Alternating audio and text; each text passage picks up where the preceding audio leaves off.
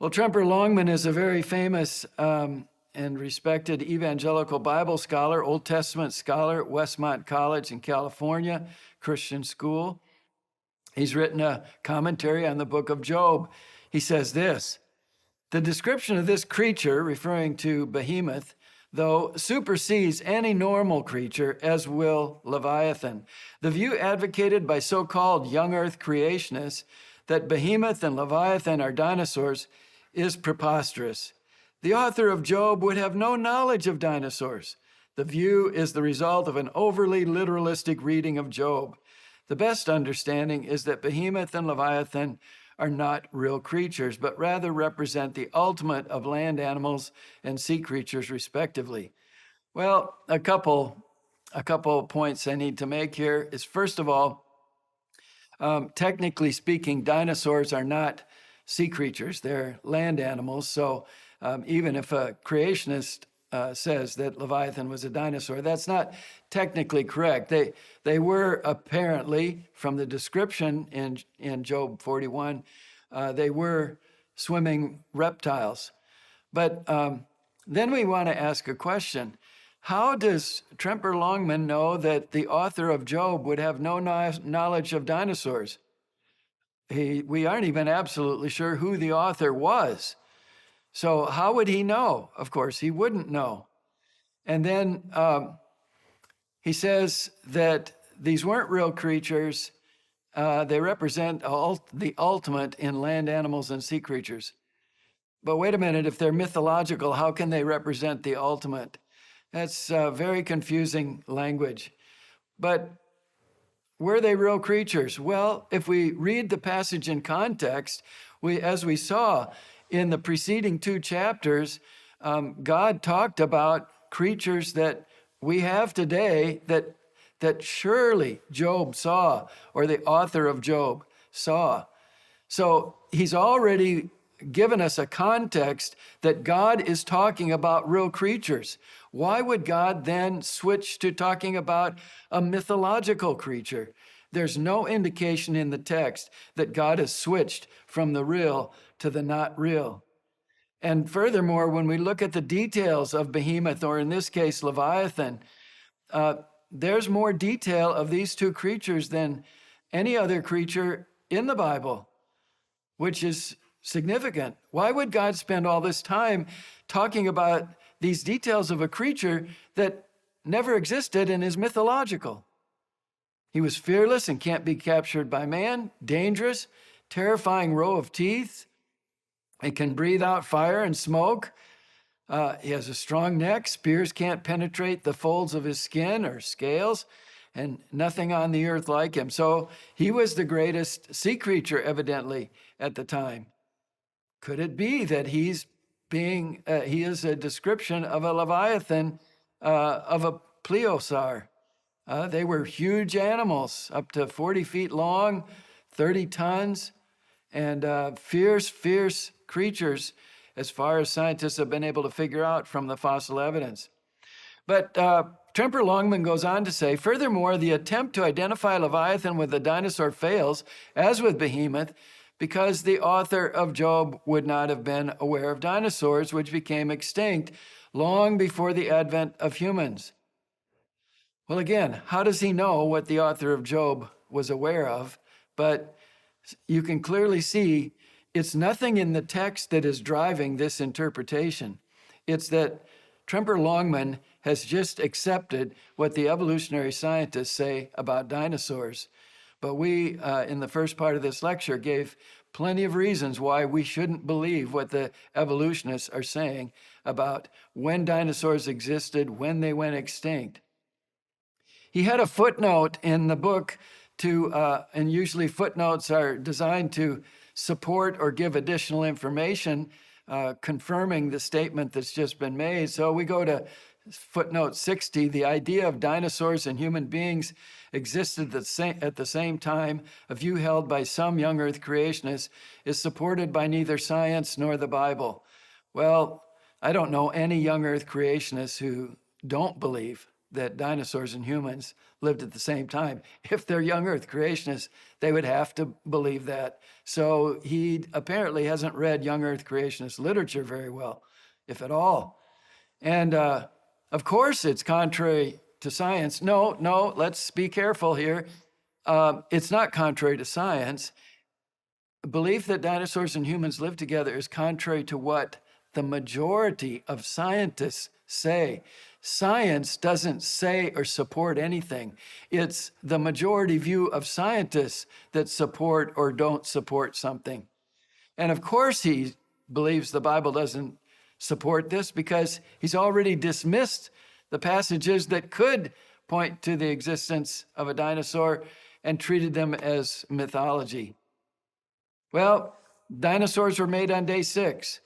They're not mentioned in the King James Bible because the King James was translated 230 years before the word was invented. They're not in our modern Bibles because our Bible scholars have been heavily influenced by evolutionary thinking, just like Dr. Longman has.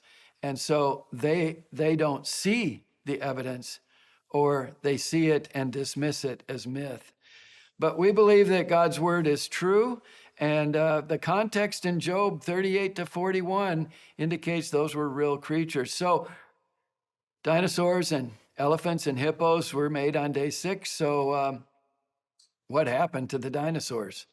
Well, we have to go back to the Bible, and we come to the fall of man. Man was created in a very good creation, as we argued in previous lectures. Man sinned against God, and that brought the judgment of God on the whole creation, not just on man. God cursed the ground. He cursed the animals, and death and disease and suffering came into the creation. But of course, the evolutionists say man is the result of a long series of millions of years of death and disease and suffering in the animal world before man ever came into existence. And so we read in Genesis 3, the Lord God said to the serpent, "Because you have done this, cursed are you more than all cattle and more than every beast of the field. On your belly you will go, and dust you will eat all the days of your life." So it was a physical judgment. We don't know if it changed the physical anatomy of the creature so that it had legs and lost them, or vice versa, or if it was just a change in physical behavior. But it was a physical judgment.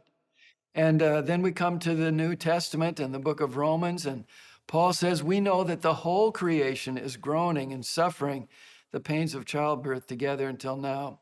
So we live in a fallen world, a cursed world.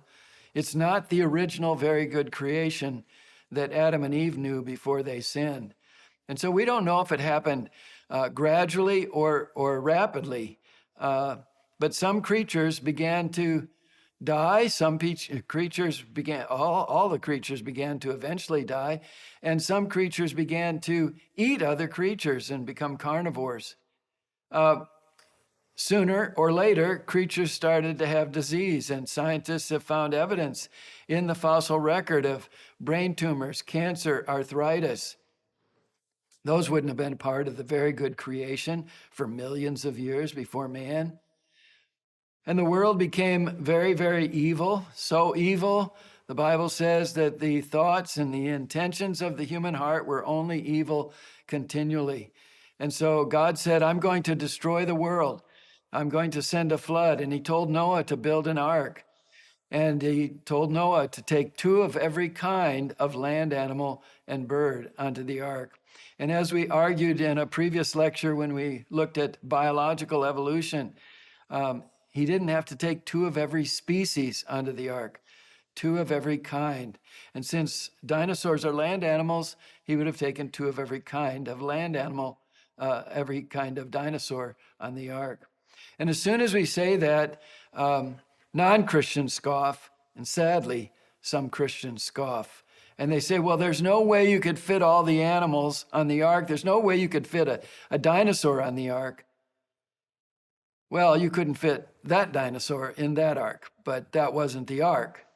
And we need to know some facts about dinosaurs. As we have done in northern Kentucky, we've built an ark that is built to the dimensions given in the Bible, built almost completely out of wood. It was huge. But still, it might be objected. How could you fit all the animals? How could you fit dinosaurs in the ark? Well, we need to know a few facts about dinosaurs.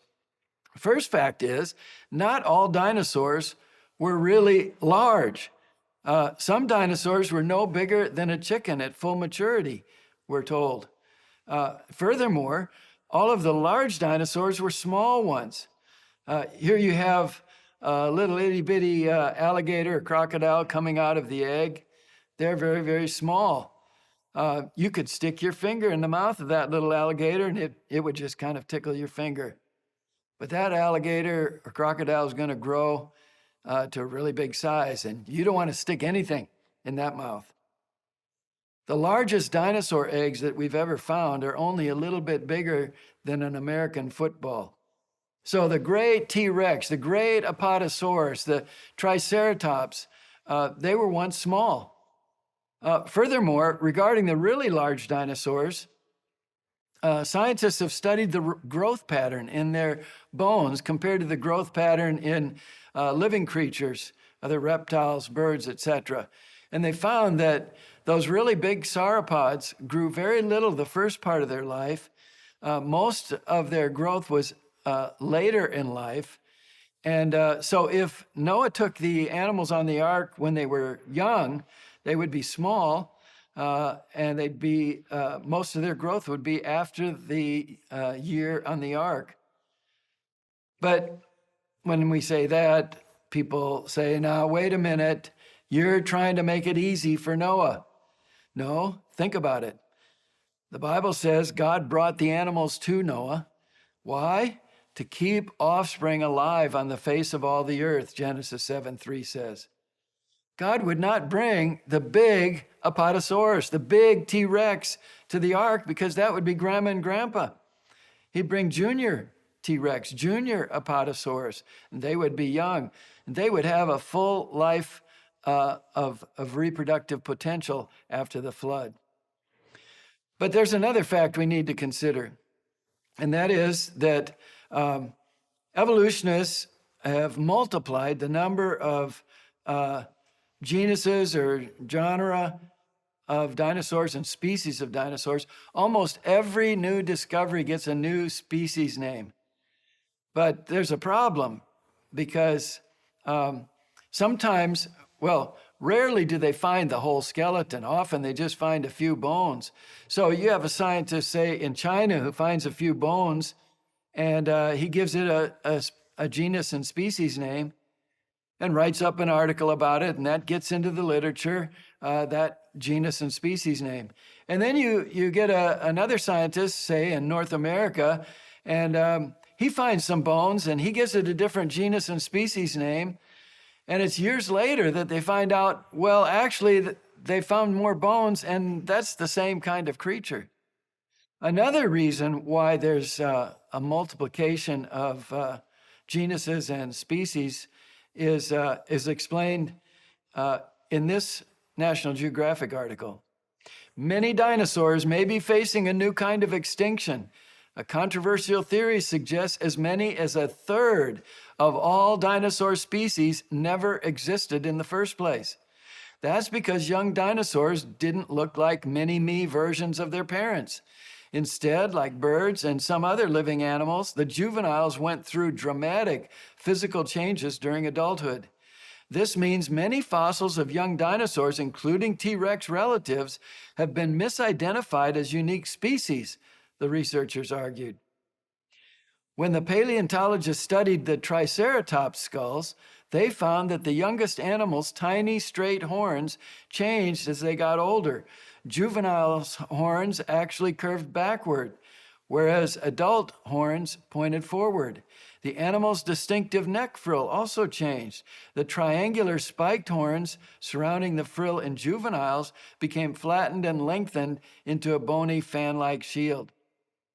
So now we've got different species names for what are really junior, teenager, and adult and grandpa Triceratops. And then you add to that the different names for creatures that they only have a few bones for, and you can see they've really multiplied the number of species. Well, here's some pictures of those Triceratop skulls, and you can see that the bones change, the frill changes. And here's an example of giving different names for what is very surely the same kind of creature. I mean, those two skulls are remarkably similar. One's just a little flattened from the other. But they've given not only different species names, which is the second word in the name, they've given different genus names to what clearly are the same kind of dinosaur. In fact, there's less variation between those two dinosaurs that have been put into a different genus than there is between those dog skulls. And they're all the same species, Canis lupus. So Noah didn't have to take two of each of those ceratops on the ark. That variation could be related to age, could be related to just the genetic variability built into the ceratops kind, just as we saw in the dog kind, the elephant kind, and other creatures. God built tremendous variation into the kinds. Some of that difference could be the result of mutations and defects. So there's, again, less variation between those than there is between those dogs. And Noah didn't take any of those dogs on the ark. We know because those dogs are the result of artificial breeding over the last 300 to 400 years. He just took two of the dog kind on the ark. And so creation scientists who've really delved into this think that there were probably only 50 to 80 kinds of dinosaurs on the ark. Some of them were small at full maturity. All of them were small when they were young. And anything not in the ark perished. Creatures which could run to higher ground would, but eventually there wouldn't be any higher ground, and they would be swept away by the flood waters, and many of them would be buried eventually in sediments to become fossils. And so what would we expect from this catastrophic year-long flood at the time of Noah? Well, we would expect to find billions of dead things buried in rock layers that were once soft sediments laid down by water, not in a desert. And we should find that evidence all over the earth. And we do. We find dinosaur fossils on every continent. But Tim Clary is a PhD geologist. He's a researcher at the Institute for Creation Research. He's thoroughly researched the scientific literature on dinosaurs and has actually himself written a book on dinosaurs. He tells us this: we have repeatedly shown that dinosaurs are commonly found mixed with marine fossils across the globe and are often buried in so-called marine rocks. Well, dinosaurs don't live in the ocean, they live on the land. Deep ocean-dwelling coelacanth fish are found mixed with spinosaur dinosaurs in Morocco. T-Rex bones are pulled from rock layers containing 6 species of shark and other marine fossils. And even a plateosaur dinosaur bone was found washed 70 miles out to sea and buried beneath 1.5 miles of sediment. Animals washed out to sea are usually eaten by scavengers or decay away. They do not become buried deep enough or fast enough to be fossilized. The only reason these and other dinosaurs are found as fossils is because of the global flood. So we find dinosaurs in the fossil record. And sometimes just a few bones, sometimes, as in this case, the bones are almost articulated in the way they were when the creature was alive. But not only have we found bones, we've also found skin covering. But let's make one more comment about these bones in this picture. Think about this. This creature could not have died of old age or disease and just lied along a well-trodden path for hundreds or thousands of years, waiting to be slowly covered by sediments. It would never become a fossil. Scavengers would come and eat the flesh. They would eat the bones. So this had to be buried rapidly, particularly since the bones are in many cases in their original life relationship to each other. But as I said, we find fossilized dinosaur skin. That too points to rapid burial and fossilization. If you have an animal, a deer that gets hit by a car and lays on the side of the road and the highway department doesn't come and pick it up, it doesn't stay in pristine condition. It begins to deteriorate very rapidly. So you've got to bury that skin quickly to become fossil.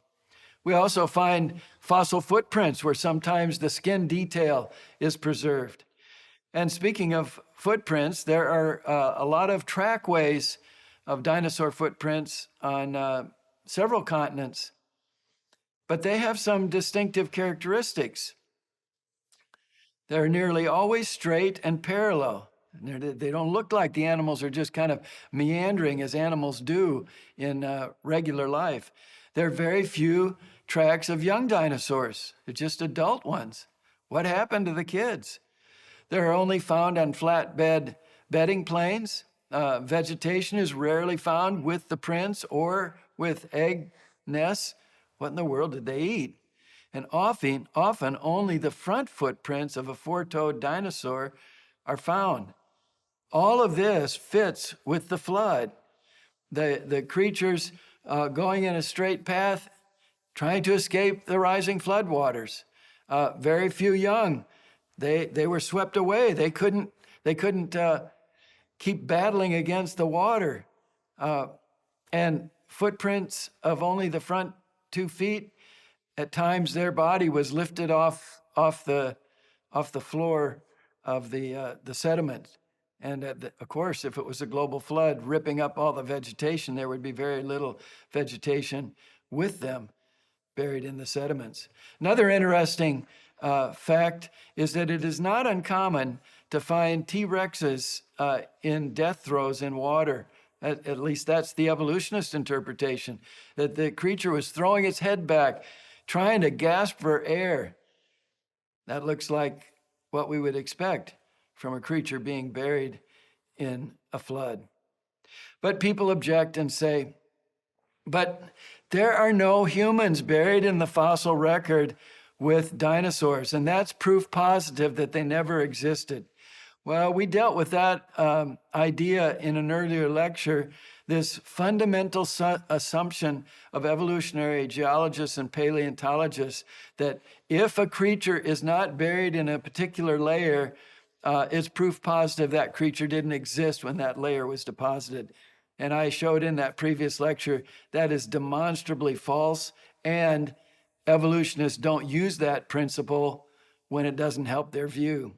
But it's true, there are no humans buried in the fossil record in the same layers with dinosaurs. And that's not surprising. I wouldn't expect a human being to be running next to a dinosaur trying to escape the floodwaters. Humans would be smarter, going to higher ground, hanging onto logs, whatever.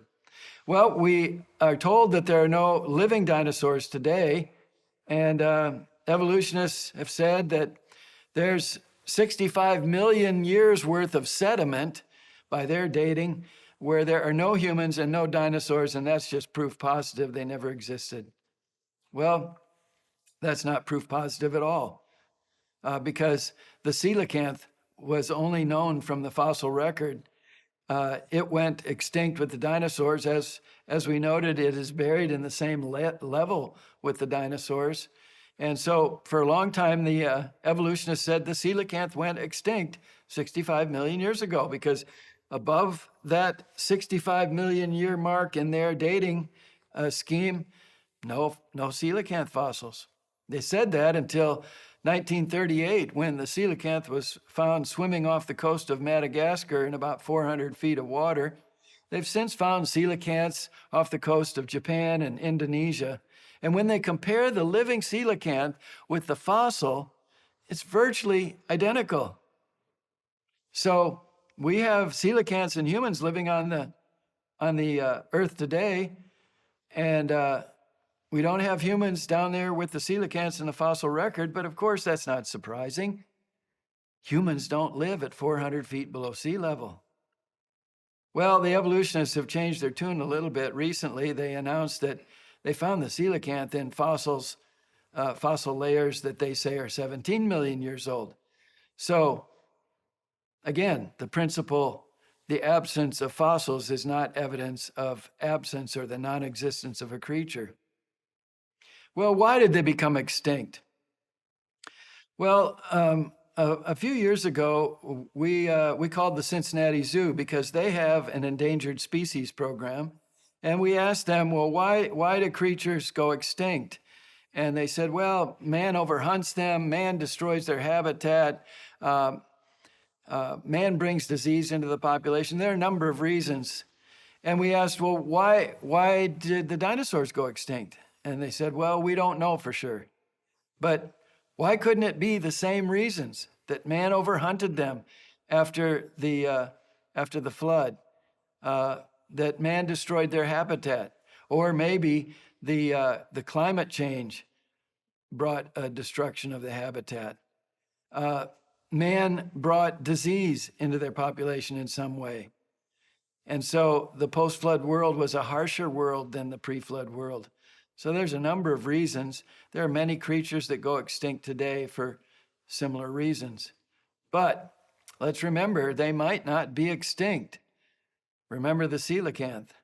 There are some deep jungles in Brazil, in Central Africa, in Papua New Guinea, where people don't live, or very few people live, and where those animals could be living and enjoying life very much, and we wouldn't know. In fact, scientists are finding creatures every year that they didn't know existed, and those creatures didn't come into existence the day or the year before they discovered them.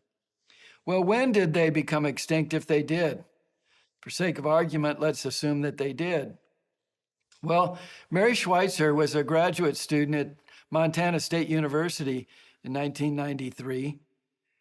And she was in the lab with her lab assistant, and her lab assistant was looking at a slice of T-Rex bones under the microscope. And what she saw looked like red blood cells, and she couldn't believe it. So she called Mary Schweitzer over, and Mary looked at it, and she said, it was exactly like looking at a slice of modern bone. But of course, I couldn't believe it. I said to the lab technician, the bones, after all, are 65 million years old. How could blood cells survive that long? Yeah, that was a good question. But notice what she couldn't believe. She couldn't believe what she was seeing with her eyes because she's locked into the 65 million years. She can't question that. Not as a PhD student, not as a PhD professor. It would be the end of her scientific career. Well, that was 1983. In 2005, they had found some more bones with soft tissue in them. And Discover Channel had this clip of her. Not going to believe this. When she picked up a small piece to stop the reaction by putting it in water, it stretched and it sproinged and it moved all over the place. So we knew we had something pretty unusual. It appears to be soft tissue. When they look at neighboring parts of the bone, they're even more surprised. Out popped the blood vessels, and they were pretty incredible. And I said, I don't believe it, that's not possible. We need to do it again and again. It's one of those just goosebump-inducing scientific moments, that's all I can say. And they don't really happen very often. Blood vessels should not exist in fossilized bone. Many scientists believe organic molecules can't last more than 100,000 years. Yet Schweitzer's bone is 68 million years old. I think the presence of soft tissues and cells indicates there's a process going on that we didn't have a clue about. So I think it means that we have to kind of rethink the whole chemical process of making a bone turn into a fossil. She said, I think we need to rethink the whole chemical process of how a bone turns into a fossil. What about rethinking the whole dating method? No, they can't even question that because it would be fatal to the theory of evolution.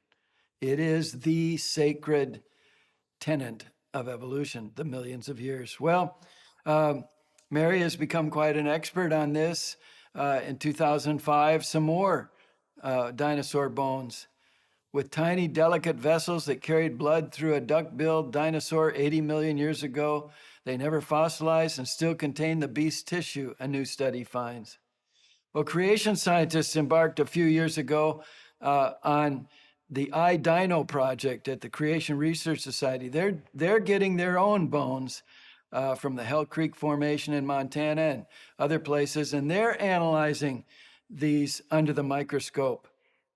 And they've published, Mark Armitage and Kevin Anderson from the Creation Research Society photographed these osteocytes in the Triceratops bone that they found. Very, very tiny, microscopic. Look at the details. And here's a secular journal pointing out the incredible detail preserved in these bones. How could these things survive? Well, creation scientists are doing research on that, and they're also looking at what are the evolutionists saying. They're trying to explain this, and they're suggesting that iron in solution could be the preservative. More research needs to be done, but creation scientists see real serious problems with the evolutionists' answers, and their answers are far from proven. Cumulative taphonomic evidence indicates the Edmontosaurus individuals died in a mass mortality event, and their disarticulated remains were buried rapidly in a shallow floodplain pond during a crevasse splay event. Well, that may have been true, and that could have been an event within the year-long flood of Noah. The authors go on to say this: recovery of soft tissues and cells from fossil bones is becoming increasingly common, with structures morphologically consistent with vertebrate osteocytes, blood vessels, fibrous collagenous matrix, and potential intravascular contents now recognized from specimens dating back to the Permian, which is about 300 million years. Well, they talk about finding evidence of DNA, sections of DNA, collagen. Well, scientists have done experimental tests on DNA and collagen and how quickly they can deteriorate and disintegrate. And they, in the secular literature, say it's about 650,000 years maximum that DNA could survive, and 900,000 maximum for collagen. Dr. Brian Thomas at the Institute for Creation Research has a PhD in paleobiochemistry, and he's been tracking this evidence of soft tissue and these other very, very minute aspects of living creatures. We have found DNA in amber, supposedly 30 million years old. T-Rex collagen, supposedly 65 million years old. Mosasaur collagen, that was a sea creature, 70 million years. The Psittacosaurus collagen, 125 million years. But they really, what we know from science, what we know from how these things decay, they can't possibly be that old. So if evolutionists can talk about science says, I guess we can be excused for doing the same thing.